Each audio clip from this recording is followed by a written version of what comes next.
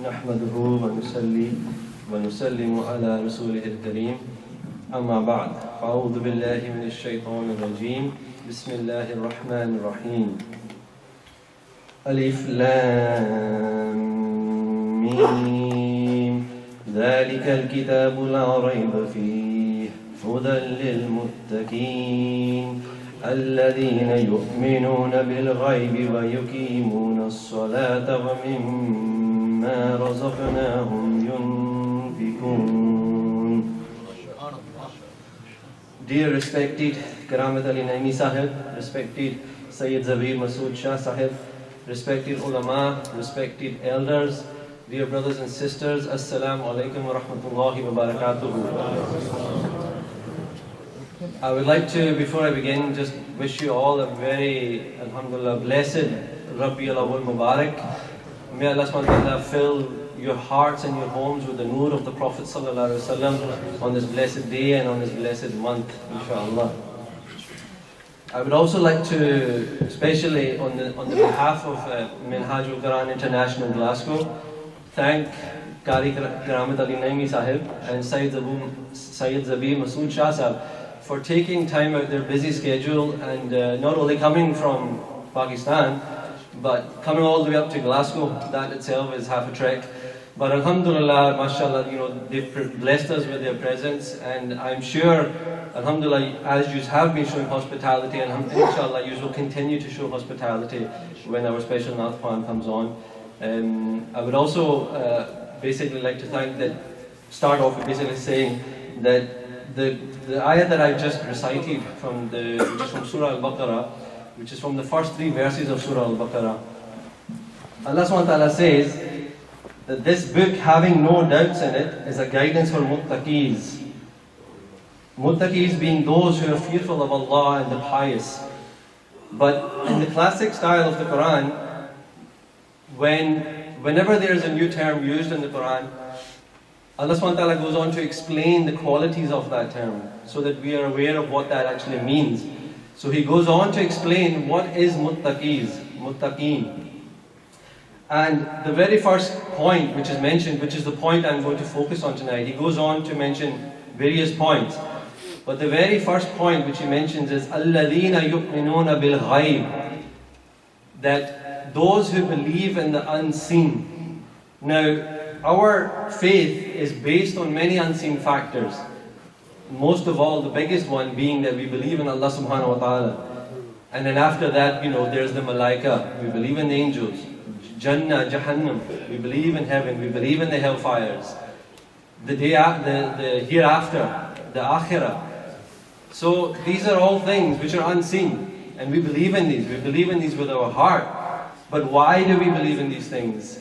And the most important factor for us as an ummah that has come after the companions, for us the biggest factor is that we believe in the Holy Prophet sallallahu alaihi wasallam without having seen him. It is through the blessed Prophet Muhammad sallallahu alaihi wasallam that we received all this information in the first place. It was through him that the Quran was revealed and we were able to know all these unseen facts.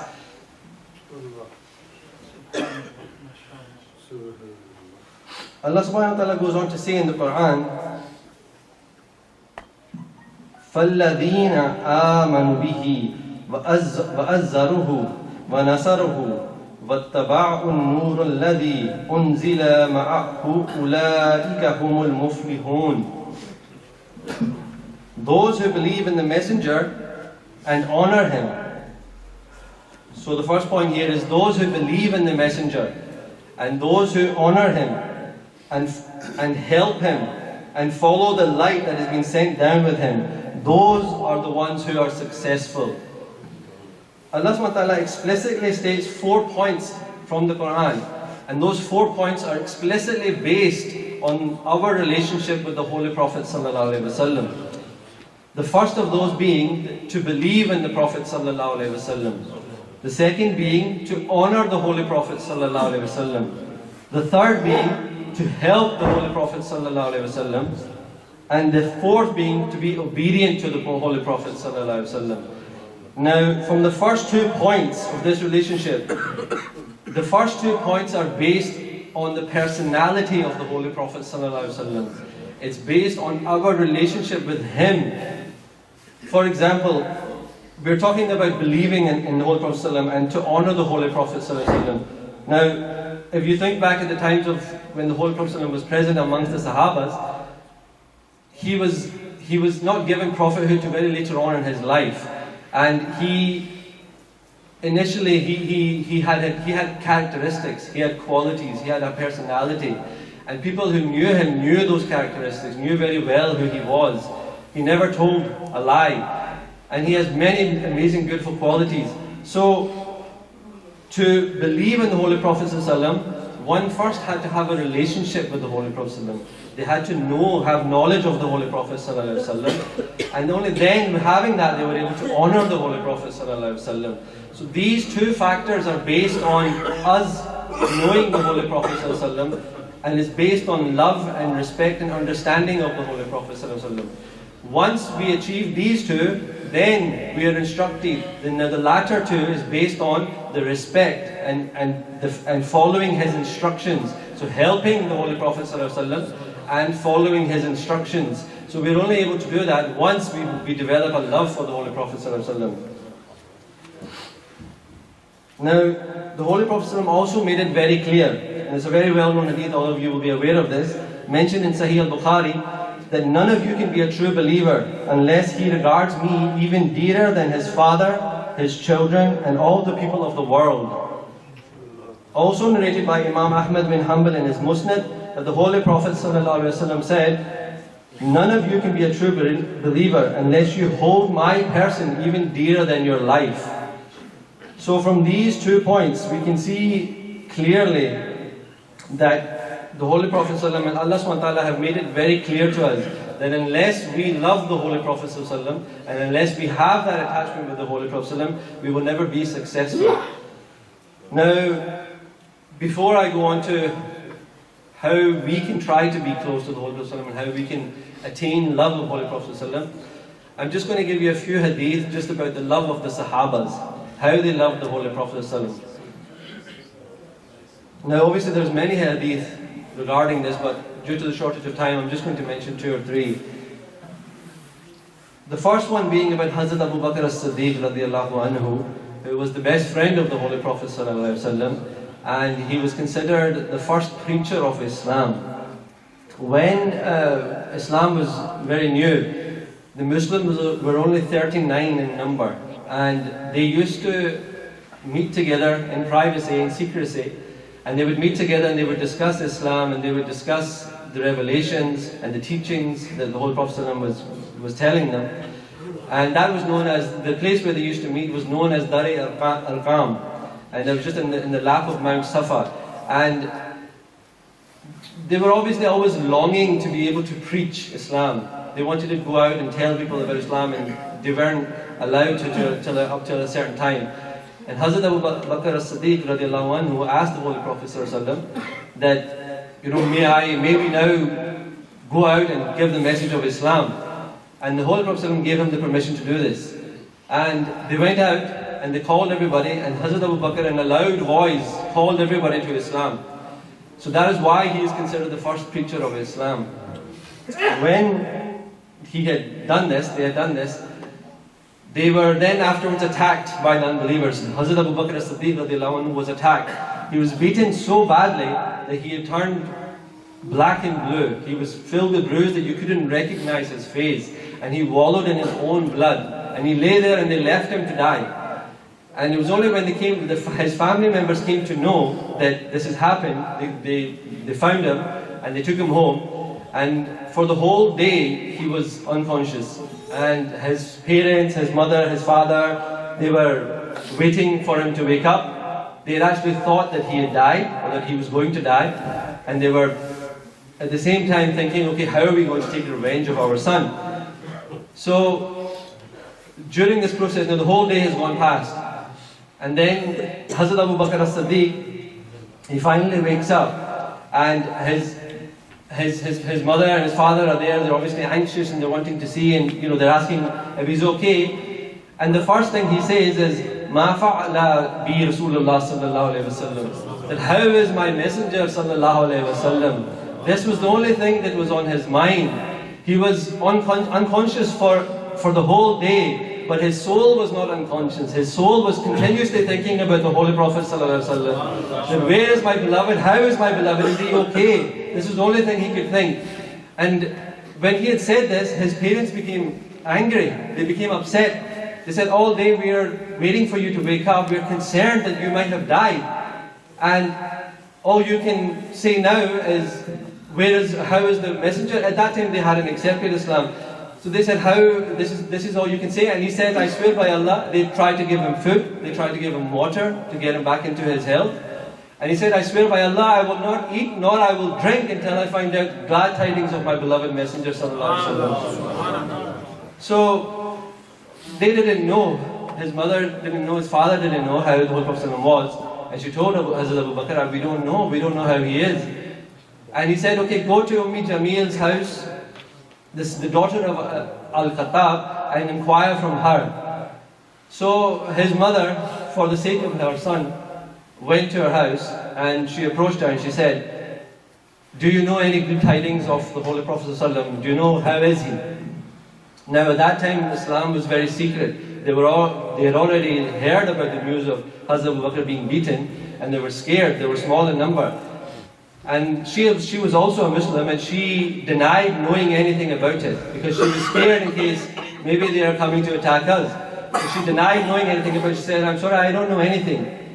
But if you want, I can come back with you to see your son if you think it will make him feel better. So she said, yes, please come with me. So she retreated back, and as soon as she saw Hazrat Abu Bakr, she seen him in that state, all bruised, all beaten. And she said, she just screamed out. She lost her patience and she screamed out. She said, may Allah take revenge on these people for you. And she said, and Hazrat Abu Bakr Siddiq's response was that, leave these matters, I'm not bothered about revenge. Just tell me, how is my Mehboob? How is my Prophet sallallahu alaihi wasallam? How is his health? And then she said, he is fine, don't worry, he is fine. And then he said, where is he? And then she told him that he is in Dar Arqam. And again he said, I swear by Allah, I am not going to eat and I am not going to drink until I see my beloved Messenger sallallahu alaihi wasallam, my beloved Prophet sallallahu alaihi wasallam. So they took him. Now you can imagine his state. He was bruised, he was beaten, he was bleeding, he had almost died. It's not likely that he would have been able to walk very well.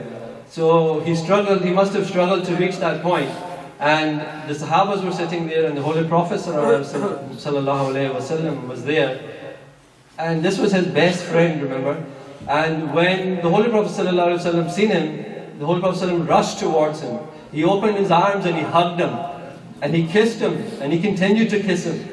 And the Sahabas seen this, and the Sahabas came running over, and they all hugged him, and they felt relieved once they had seen him. This was the love of Hazrat Abu Bakr radiallahu anhu. And this was the love that they had for each other. And in another hadith, also narrated by Hazrat Anas bin Malik in Sahih Bukhari, he narrated that Abu Bakr used to lead the prayer during the time of the fatal illness of the Prophet ﷺ.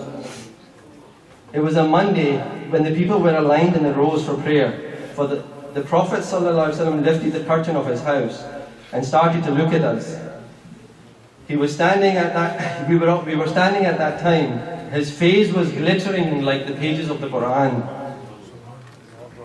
Overjoyed by his appearance, we were about to break our prayer, that Abu Bakr felt that the Prophet ﷺ intended to join us in prayer.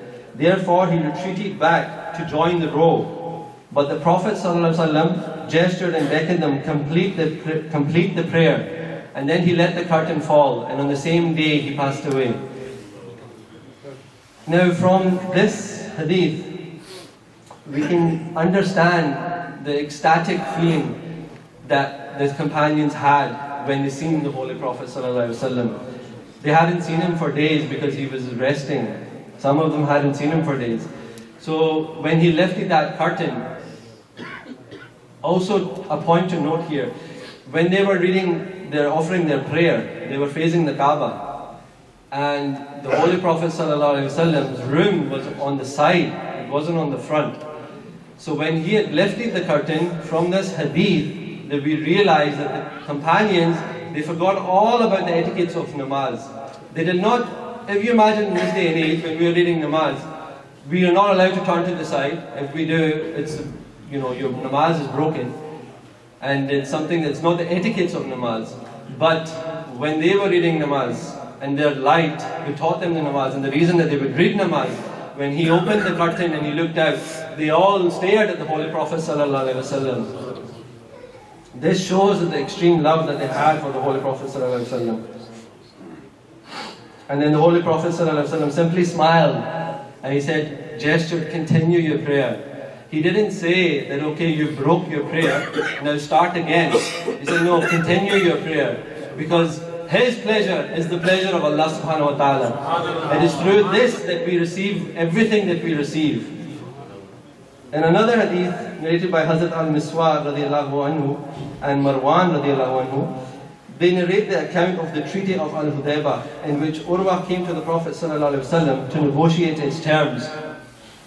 When he returned back to his people to tell them about the meeting, he said, O people, by Allah, I have been to the kings of Caesar, Khusro and An-Najashi, yet I have never seen any of them respected by his people as much as Muhammad is respected by his companions.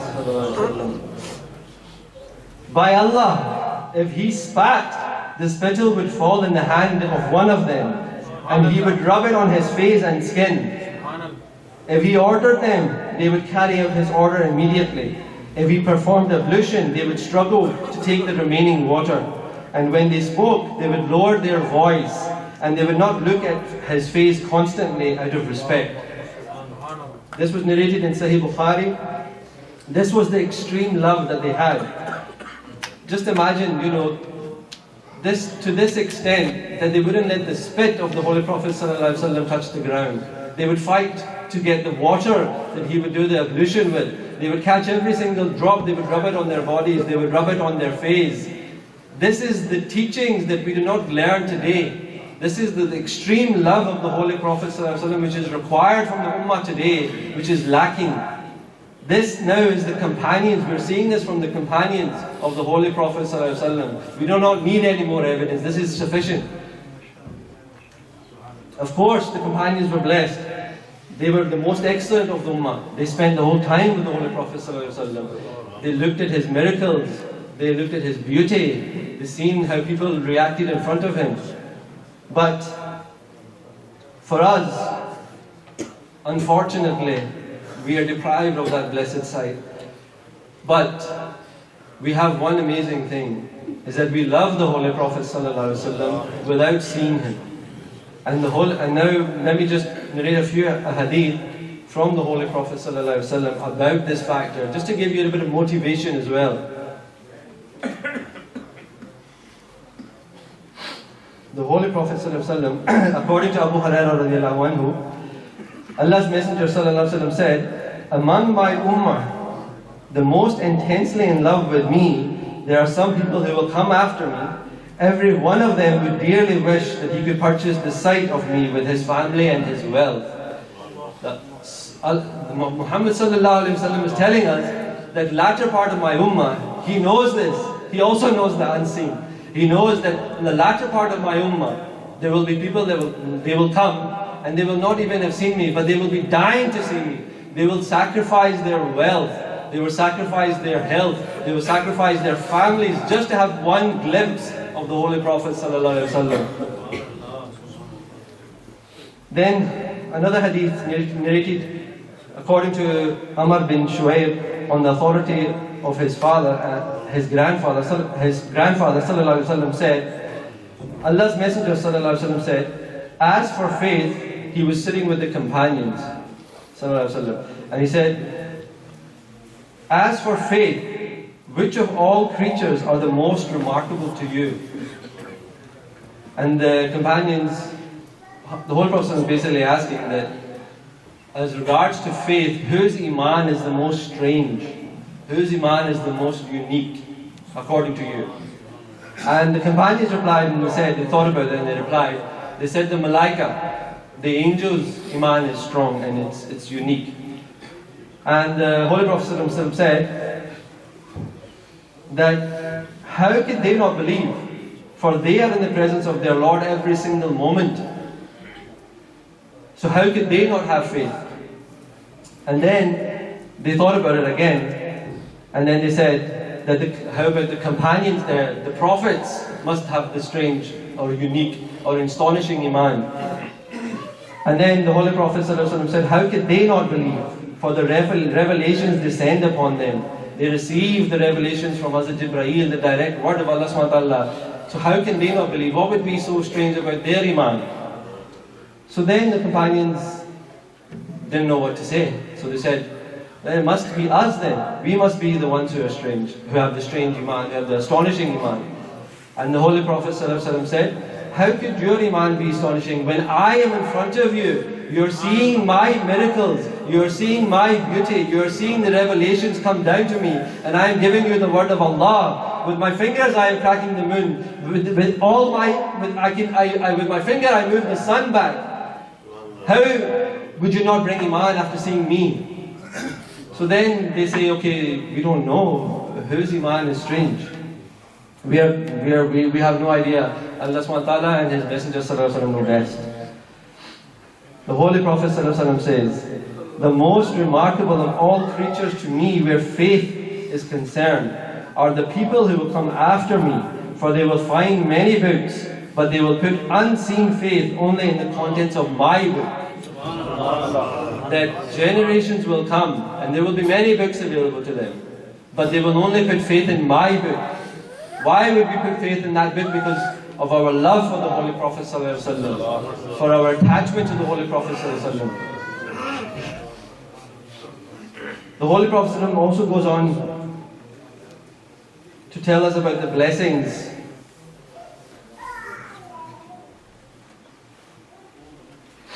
The Holy Prophet ﷺ says, blessed is the one who has seen me and believed in me. The Holy Prophet ﷺ gives a single blessing for those who have seen me and believed in me. And 7 times blessed is the one who has not seen me, yet he has believed in me.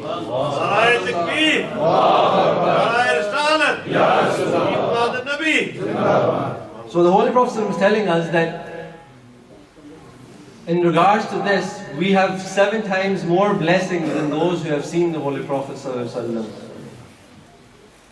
It is also narrated by Anas bin Malik that a Bedouin came to the Messenger of Allah and said to him, when will the hour be, the day of resurrection? And the Holy Prophet said, what have you prepared for it? You are asking me when will the hour be, but what exactly have you prepared for the hour?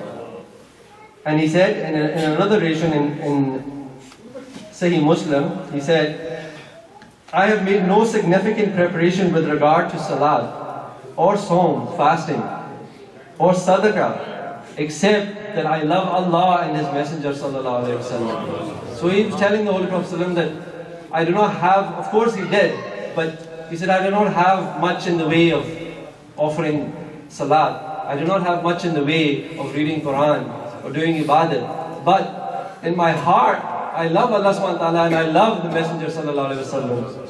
The Holy Prophet sallallahu alaihi wasallam said to him, you will be with those whom you love.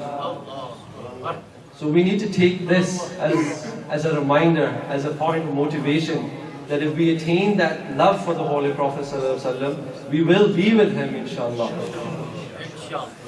So dear brothers and sisters, it is our responsibility to fulfill the right of our beloved Prophet ﷺ. These hadith that I've just narrated explains the Prophet ﷺ's expectations from us. This was his expectations. Now we need to look at ourselves and are we fulfilling those expectations? We need to teach the future generation, our children. We need to teach them about the love of the Holy Prophet, about the life of the Holy Prophet, about his qualities, about his traits. This is all gained by knowledge, the knowledge in the books. And alhamdulillah, there is no lack of knowledge. So we have no excuse. This is how we will attain the closeness to the Holy Prophet sallallahu alaihi wasallam. It is the responsibility for today's parents to educate their children. We are able to spend plenty of money on buying the latest technology or buying the best of clothes and giving them the best of food. But how much time do we actually spend, or money do we actually spend, in educating them for the deen, for Islam? Apart from, we have this routine habit of just, we've sent them to the madrasa, to the masajid, they've read their Quran and that's it. But how much do we do at home? How much time do we give at home to teach them the true teachings of the Holy Quran and the true teachings of the Hadith? I think we need to reflect on this. But one of the things that I personally believe is that we ourselves lack knowledge. So when we need to teach our children, and children can be very inquisitive, when we're teaching our children, we might feel, or you might feel insecure, or you might feel that, you know what, I don't even have this knowledge, so how am I going to teach my child? Well, Alhamdulillah, by the grace of Allah subhanahu wa ta'ala, and through the blessings of our beloved Prophet sallallahu alaihi wasallam, Minhajul Quran International have just introduced a syllabus which is basically targeted for the age group of 5 to 14 years. This is it here. So you can see it's quite lengthy, mashallah. There's 7 books. Now this has been it's officially launched. It's available actually downstairs. Now look, this teaches us, this helps us to teach our children.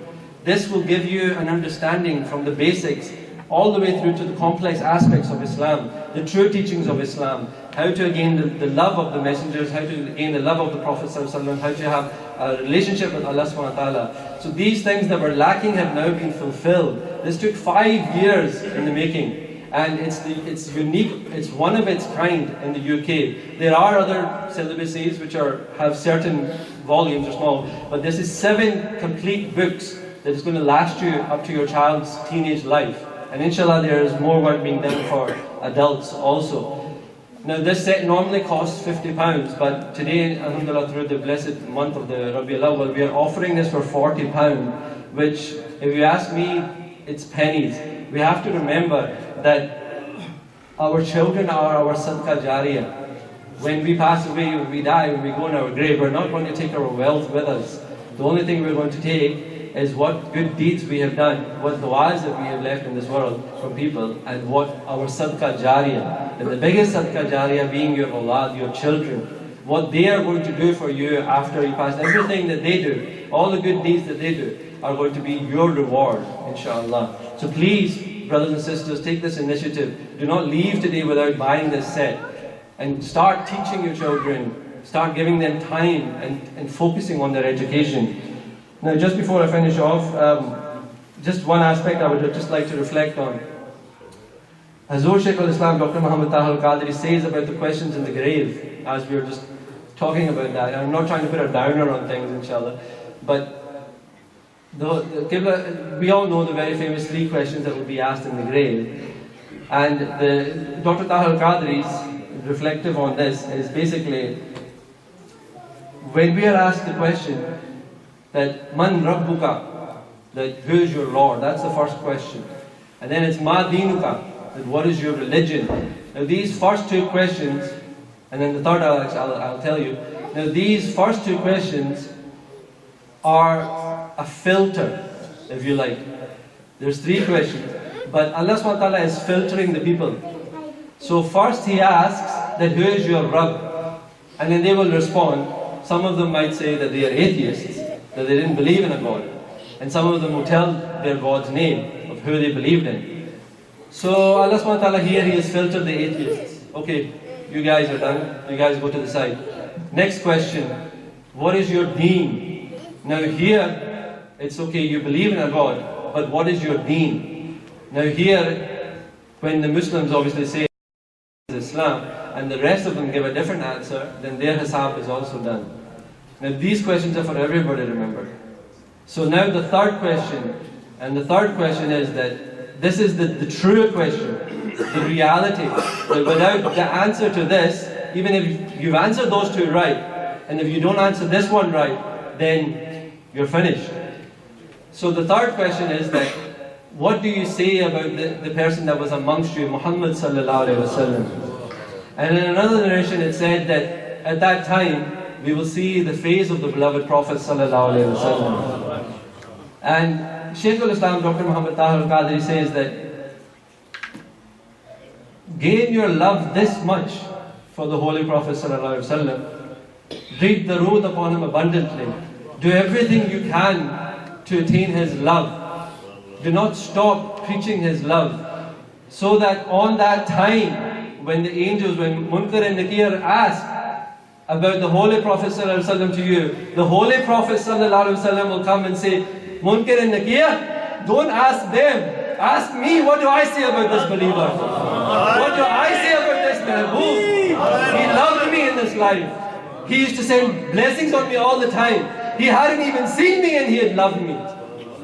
May Allah give us the tawfiq to attain this love. Inshallah. Nare Takbir! Nare Risalat! Nare Hadri! I'm just going to finish off now, inshallah, and let our main guest, Nath Khan, start, inshallah. Sorry if I've took up a little bit extra time. I just would like to just announce one thing though, is there's obviously the bookstall downstairs, so please take some time out to check the books and to purchase the books that are available. There's also some of the activities and you know the main, what I've just discussed, the main mission and the ideology of Minhaj al-Quran International is this, is to strengthen your relationship with Allah subhanahu wa ta'ala, to strengthen your relationship with the Holy Prophet sallallahu alaihi wasallam, and thirdly to strengthen your relationship with the Quran and the Hadith. So there's plenty of books available downstairs that you can obtain. Apart from this also, alhamdulillah, as part of Minhaj al-Quran International Glasgow, a lot of our focus is on the youth. And I just want to make you all aware of that so that you can spread that to your families. Even our Jummah, which is performed by Allama Shahid Babar, even the speech for that is done in English predominantly. We have a Friday Mehfil Zikr also that takes place every Friday from 8:30 to 10 o'clock. That predominantly is all done in English. The speeches are done in English. Our youth are involved in that also. And then at the end there is a Zikr. Apart from this, we have a Sharia class which takes place on the weekends, alhamdulillah, which is doing amazing. Inshallah, Allama Shahid Babar will explain that to you in a little bit more detail when he does his speech. And inshallah, apart from this, we will be starting some classes throughout the week, inshallah, also. So please make every effort that you can to attend and to contribute towards these. وَمَا عَلَيْنَا إِلَّا الْبَلَاغُ.